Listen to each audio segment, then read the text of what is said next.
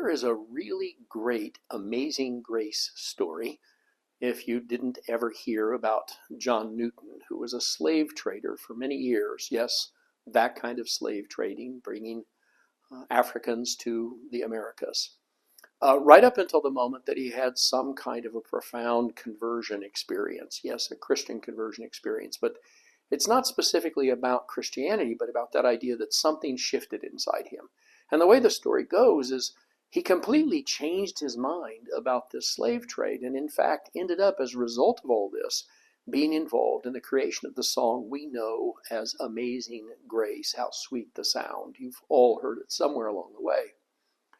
There's a spiritual teacher by the name of Rondell who calls that a psychic reevaluation.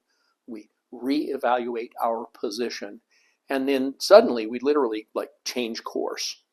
Now, nobody quite knows how we come to this reevaluation, this psychic change, but we know that it's typically some cumulative experience that brings us to a point, a tipping point, like the apothecary scale, where suddenly things just shift and we see the world differently. There's a Greek word for this, metanoia, a profound change of heart, so that literally we change course. And some of you have seen this, some of you have experienced this. So what do we need to know about this transformational moment?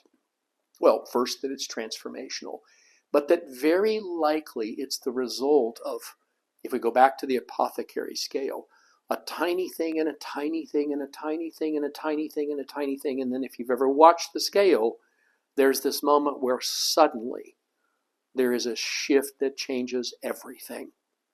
In order for that to happen, we have to be bringing data in. We have to be thinking about the circumstance that is in front of us. And let's be really honest. Some part of it is kind of inexplicable.